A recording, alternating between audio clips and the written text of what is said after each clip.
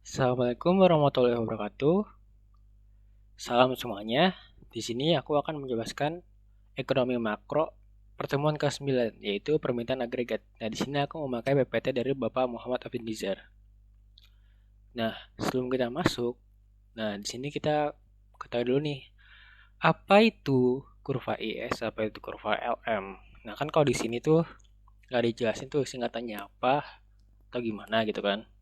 Nah, kalau kurva IS itu sebenarnya singkatan dan kurva LM itu juga singkatan juga. Yes, itu artinya itu ada investment dan saving. Jadi disingkat itu jadi kurva investment saving. Nah, kalau LM itu liquidity dan money gitu. Jadi pasar barang kan, pasar barang dan kurva IS. Nah, jadi kan kalau investment dan saving itu masuk juga nih ke barang kan. Jadi ada hubungannya nih pasar barang dan kurva IS. Begitu juga dengan pasar uang dan kurva LM, liquidity dan money. Nah, jadi juga ada hubungannya. Jadi makanya ini dipasang-pasangin gitu pasar barang dan kurva IS dan pasar uang dan kurva LM. Jadi dipasangin. Nah, di sini ada konteksnya nih. Nah, kita udah tahu nih kalau sebelumnya itu kita belajar permintaan dan penawaran agregat. Nah, di sini dalam jangka panjang yang udah kita tahu itu permintaan dan penawaran agregat di mana ada harga-harga yang fleksibel, outputnya itu ditentukan oleh faktor produksi dan teknologi, terus pengangguran sama dengan tingkat ilmiahnya. Nah, di jangka pendek ada harga-harga. Nah, ini nggak jelasin apa harga apa. Kalau nggak salah tuh harga-harganya sticky kalau nggak salah. Harga-harganya itu sticky, output ditentukan oleh permintaan agregat, pengangguran berhubungan negatif dengan output. Nah, terus ini konteks yang lainnya, bagian ini menggunakan model ISLM sebagai dasar untuk mendapatkan kurva permintaan agregat. Nah, fokusnya pada jangka pendek dan diasumsikan tingkat harga tetap sehingga kurva SRAS horizontal. Nah, Keynesian Cross. Nah, dalam model perekonomian tertutup sederhana, pendapatan ditentukan oleh pengeluaran. Nah, di sini itu dinyatakan oleh James Keynes. Makanya disebut Keynesian Cross, soalnya itu dinyatakan oleh si Keynes sendiri. Nah, di sini ada tanya, kalau I itu rencana investasi. Nah, PE ini itu pengeluaran yang direncanakan. Nah, sama juga Y itu kan output kan ya. Karena kalau P ini pengeluaran yang direncanakan. Jadi kalau Y itu pengeluaran aktual, kalau P itu pengeluaran yang direncanakan. Nah, sebenarnya kan sama juga kan ya. Y itu sama dengan C ditambah I ditambah Y, PE juga C ditambah I ditambah Y. Bedanya yang di Y ini, di output ini, yang aktualnya. Kalau I-nya itu yang investasi yang aktual. Nah, kalau yang P ini investasinya masih direncanakan. Nah, di sini kan ada nih perbedaannya antara pengeluaran aktual yang direncanakan sama dengan investasi persediaan yang tidak direncanakan. Di sini fungsi konsumsinya kita udah tahu ini ada fungsi konsumsi, variabel kebijakan pemerintah, terus ada eksogennya, terus pengeluaran direncanakan jadinya seperti ini. Jadi PS sama dengan C dikali Y dikurang T ditambah I ditambah Y. Nah, terus gimana equilibriumnya? Nah, equilibriumnya itu Y sama dengan PE. Jadi kita dapat kurvanya seperti ini. Nah, kalau kita lihat, sini ada MPC-nya juga. Jadi setiap itu ada kenaikan satu. Nah, di sini jadinya kurvanya miring segini gitu. Nah, gimana kalau kondisi equilibrium ya? Nah, kalau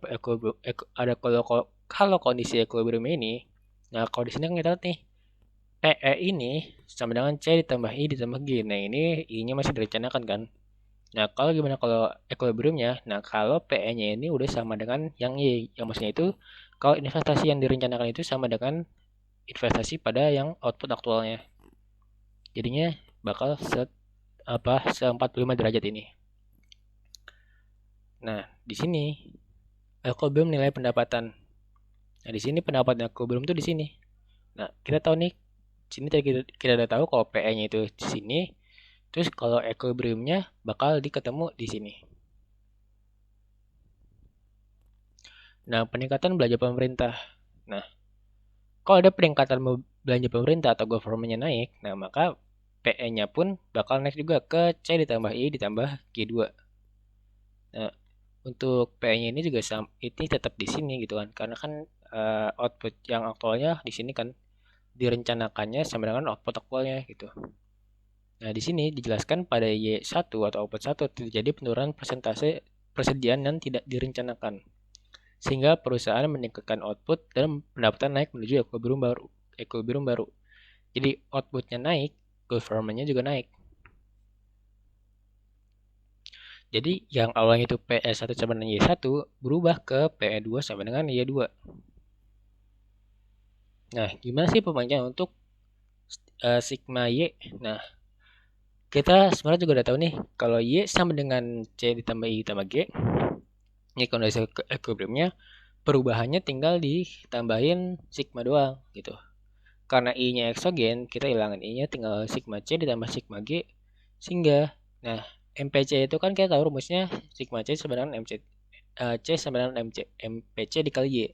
Tinggal sigmanya berapa? Tinggal kita dapat sigma C sama dengan MPC dikali sigma Y dikali sigma G. Nah, tinggal nanti kan ini masih sigma Y kan di sini ya. Nah, tinggal diganti aja. Tinggal nanti hasilnya sigma Y sama dengan 1/1 min MPC dikali sigma G. Nah, multiplier belanja pemerintah. Kita kan itu tuh multiplier itu gimana? Multiplier itu pengganda.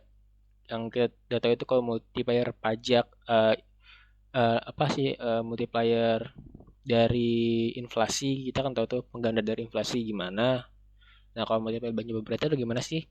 Nah, definisinya itu kenaikan pendapatan akibat kenaikan G sebesar Rp1. Nah, gimana sih rumusnya? Dengan ini kita dikasih tahu kalau modelnya itu pengganda multiplier atau belanja pemerintah sama dengan sigma Y per sigma G. Nah, sama dengan 1/1 min MPC. Nah, jadi kalau misalkan MPC itu 0,8, maka multipliernya itu 5. Tinggal kita masukin aja nih. 1/1 min 0,8 sama dengan 5. Nah, ini kan apa? Ini kan contoh doang nih. Misalkan pokoknya sigmanya itu ya mengikuti soal aja gitu. Nah, gitu kan. Pokoknya kan satu kan ya. Walaupun di sini ada sigma Y sigma G, tapi di sini tetap satu aja gitu. Sama juga rumus eh, walaupun kalau yang MPC dari MPC maksudnya multiplier dari inflasi mungkin agak berbeda ya kalau nggak salah itu. eh Iya begitu pokoknya. Pokoknya untuk yang multiplier penggandaan dari belanja pemerintah ini kita bisa ketahuin kalau rumusnya itu 1/1 min MPC. Nah, MPC ini setahu saya itu dia itu antara rasionya dari 0 sampai 1. Nah, jadi kenaikan G ini menyebabkan kenaikan pendapat 5 lebih banyak. Nah, kenapa multiplier lebih dari 1? Pada awalnya kenaikan G menyebabkan kenaikan Y dalam jumlah sama, yaitu sigma Y sama dengan sigma G. Namun karena sigma Y itu namun sigma ini ada kenaikan dari konsumsi. Nah, lanjutnya lagi itu ada juga kenaikan dari output. Nah, lebih lanjut lagi ada kenaikan dari konsumsi dan seterusnya. Sehingga dampak akhir pada pendapatan jauh lebih besar daripada sigma G yang mula-mula. Nah, bagaimana dengan kenaikan pajak? Nah, kita lihat nih, kalau sigma consumption ini turun nih dari posisi yang di sini turun ke yang merah. PE pun juga turun dari C1 plus I plus G ke PE yang kedua. Nah, untuk output pun bakal berkurang juga. Nah, penjelasannya, awalnya kenaikan pajak mengurangi konsumsi. Iya dong, karena ada kenaikan pajak, maka konsumsi harus berkurang. Karena kan harganya bakal mahal lagi gitu untuk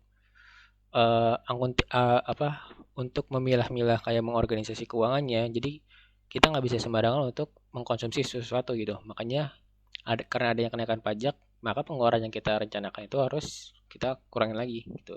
Sehingga perusahaan mengurangi outputnya gitu. Dan pendapatan turun menuju equilibrium baru.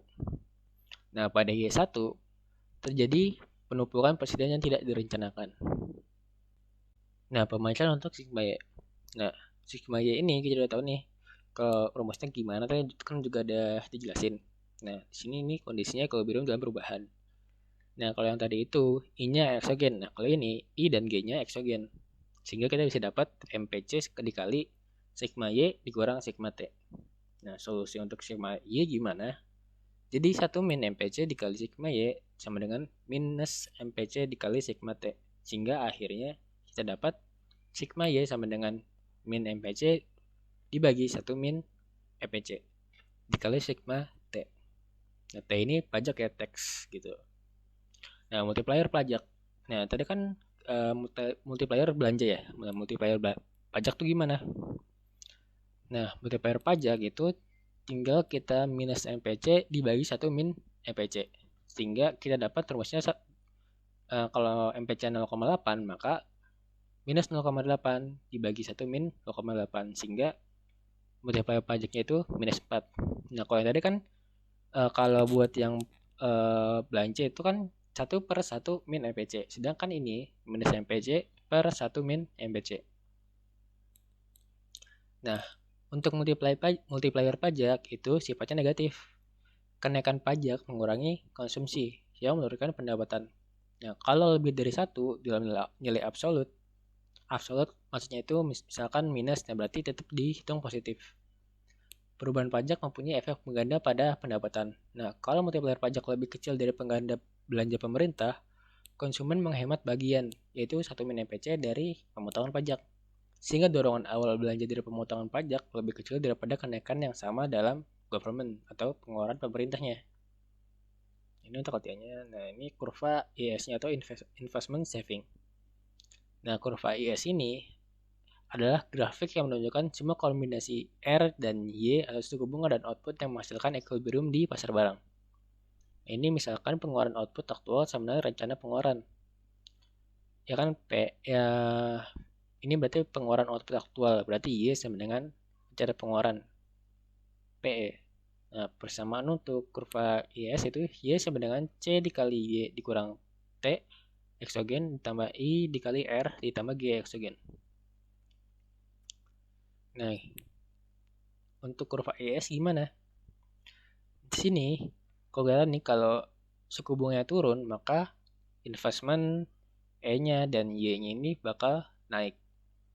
Nah, coba kita lihat nih. Kalau kita lihatnya dari sini dulu ya, dari yang bawah dulu. Kalau ini R-nya turun, maka dia bakal ke R2 gitu. Jadi kalau suku bunga turun, dia bakal dari S1 ke R2. Nah, untuk yang kurva IS-nya bakal sama gini gitu. Dan Y1-nya bakal ke Y2, bakal bertambah. Nah, di sini investment kita bisa lihat nih kalau investment kan dia akan dipengaruhi oleh suku bunga ya. Nah, jadi perencanaannya pengeluaran perencanaannya itu bakal naik nih dari PE, kita bisa bilangnya PE1 ke PE2 gitu. Jadi bakal ada kenaikan output dari Y1 ke Y2. Nah, kenapa slope kurva IS negatif? Penurunan suku bunga mendorong perusahaan menambah belanja investasi yang mendorong naiknya rencana total belanja atau PE. Untuk memulihkan equilibrium di pasar barang, output atau belanja aktual Y harus bertambah. Nah, di sini kita lihat nih kurva LF dan kurva IS. Ini loanable funds, ini investment saving. Nah, kan tadi kan udah disebutkan kalau I itu ada pengaruhnya sama dari suku bunga gitu. Nah, kalau suku bunganya naik, savingnya bakal turun. Nah, yang I-nya juga bakal ke bawah. Bakal berswap begini. Kemirangannya bakal begini. Nah, terus kalau di kurva IS, dia bakal negatif kan ya. Kalau R-nya naik, dia bakal ke bawah. Nah, Y-nya Y-nya bakal berkurang dari titik sini ke sini. Nah, kebijakan fiskal dan kurva IS. Nah, kita bisa gunakan model ISLM untuk melihat bagaimana kebijakan fiskal, government, dan tax mempengaruhi permintaan agregat dan output. Dengan menggunakan Keynesian Cross untuk melihat bagaimana kebijakan fiskal menggeser kurva IS. Nah, gimana sih? Bagaimana pergeserannya? Nah, di sini kita lihat nih. Di sini ada kenaikan dari PE, ada juga kenaikan dari outputnya. di sini juga ada sigma dari Y, dari Y-nya bertambah, YS juga bertambah. Nah, bagaimana penjelasannya? Nah, pada nilai R atau suku bunga, nah di sini pada nilai di sini government-nya itu naik, expenditure-nya naik, dan output-nya naik, sehingga kurva IS bergeser ke kanan. Jarak horizontal karena pergeseran IS sama dengan sigma Y sama dengan 1 dibagi per 1 min MPC dikali sigma government. Nah, teori preferensi likuiditas. Di sini juga dikemukakan oleh si J.M. Keynes. Teori sederhana di mana suku bunga ditentukan oleh jumlah uang beredar atau money supply dan permintaan uang atau money demand. JOB. Di sini ada di Y-nya ada suku bunga dan X-nya ada saldo uang real atau M per P. Nah, saldo real uang beredar adalah tetap atau fix. Jadi M per P ada S-nya ada sama dengan M per P. Jadi dia karena tetap dia bakal horizontal. Nah, bagaimana dengan permintaan uang? Nah, permintaan saldo nilai uang ini M per P demand itu sama dengan ada L dipengaruhi oleh suku bunga gitu. Jadi dia bakal berslop seperti ini. Nah, equilibriumnya gimana? Nah, di sini kita ketahui ini di penjelasannya suku bunga menyesuaikan untuk menyamakan penawaran dan permintaan uang. Nah, berarti kan suku bunganya menyamakan. Jadi suku bunganya ini menyamakan untuk menyamakan penawaran dan permintaan uang gitu. Jadi jumlah uang belajar gimana sih suku bunga ini menyesuaikan untuk menyamakan si JOB ini, jumlah uang beredar ini. Nah, di sini lebih dijelaskan nih. Bagaimana bank sentral menaikkan suku bunga? Nah, untuk menaikkan suku bunga, bank sentral mengurangi jumlah uang beredar. Jadi seperti yang di saat terjadi saat ini kan ya, untuk mengarahkan inflasi gitu, pemerintah menekankan untuk menambah jumlah uang beredar, mengurangi jumlah uang beredar sehingga inflasi itu nambah gitu. Karena sekarang tuh kondisi yang dimana inflasi itu sangat dibutuhkan gitu. Walaupun di mata kita inflasi itu kan dibilangnya itu nggak baik gitu kan karena ada mungkin harga akan mahal atau gimana. Tapi di sisi yang sekarang ini mungkin inflasi itu sangat dibutuhkan. Makanya diharapkan adanya inflasi. Nah, mengurangi atau menambahkan jumlah uang beredar juga bakal berpengaruh ke inflasi tersebut. Suku bunga juga bakal berpengaruh juga gitu. Ini sekilas aja gitu. Nah, kita balik lagi. Di sini, nah M-nya ini berkurang nih. Karena bank sentral mengurangi M-nya, maka bakal ada kenaikan dari suku bunganya. Nah, tujuannya itu menaikkan suku bunga. Jadi awalnya itu dikurangin dulu suku bunga, dikurangin dulu jumlah uang beredarnya M-nya, maka suku bunganya bakal menaik. Bukan menaikkan suku bunganya, malah bukan sebaliknya ya. Bukan menaikkan suku bunga terus jumlah uangnya menurun, tapi jumlah uangnya dikurangin dulu baru dinaikkan, baru terjadi kenaikan daripada suku bunga gitu. Nah, ini contohnya. Nah, kurva LM atau liquidity money. Di sini rumusnya M per P dikali di pangkat demand sama dengan L dikali R Y. Kurva LM adalah grafik yang menggambarkan semua kombinasi suku bunga dan output yang menyamakan penawaran dan permintaan saldo uang real atau real money balance. Persamaan kurva LM itu yang ada di sini kan sama aja, M per P dan L dikali R Y. Nah, gimana menentukan kurva LM-nya? Nah, untuk saldo uang real, kita bisa tahu.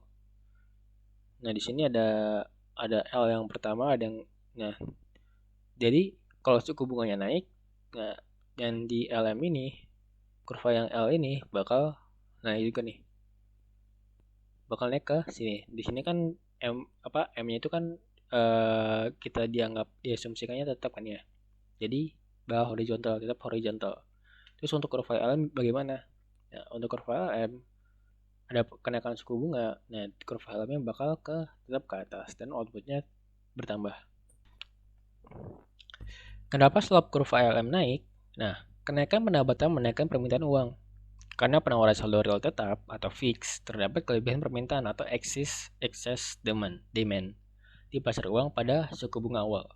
Suku bunga pasti naik untuk memulihkan equilibrium di pasar uang. Nah, bagaimana sigma M menggeser kurva LM? Nah, ini sigma M kan ya. Jadi ini fokusnya ke sigma M. Nah, di sini di pasar untuk saldo uang real, karena ada perubahan dari M-nya ini dari M1 ke M2. Nah, ini menyebabkan suku bunganya naik. Nah, bagaimana dengan di kurva LM-nya? Nah, karena M itu berubah, maka dia bakal pindah nih, menggeser ke atas atau ke kiri atau ke kanan ya. Pokoknya dia bakal ke atas gitu. Jadi LM1 ke LM2. Nah, outputnya tetap. Nah, equilibrium jangka pendek.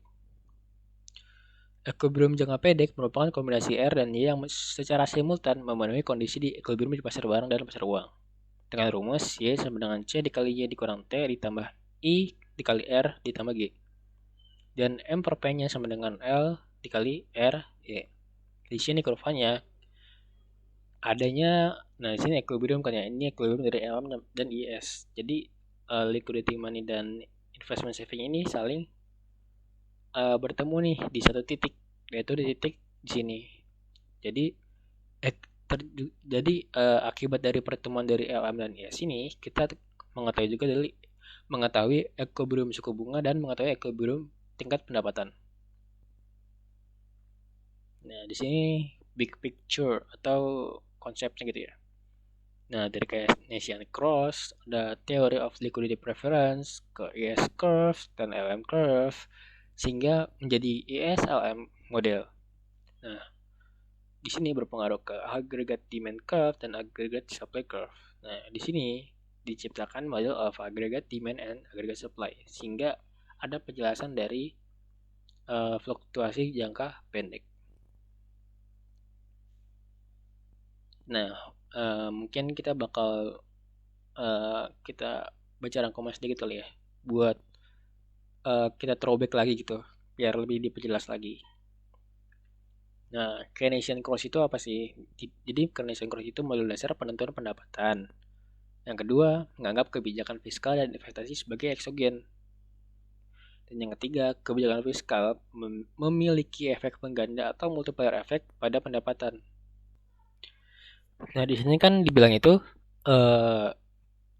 kebijakan fiskal dan investasi itu eksogen. Nah, kita terobek lagi eksogen itu apa? Eksogen itu artinya variabel eksogen ini dia itu mempengaruhi variabel lain gitu, tetapi dia ini nggak dipengaruhin gitu. Jadi misalkan investasi itu mempengaruhi konsumsi, mempengaruhi saving, tapi saving dan konsumsi ini nggak mempengaruhi investasi, makanya disebut eksogen. Terus yang kedua ES curve, berasal dari Keynesian Cross ketika rencana investasi tergantung secara negatif pada suku bunga.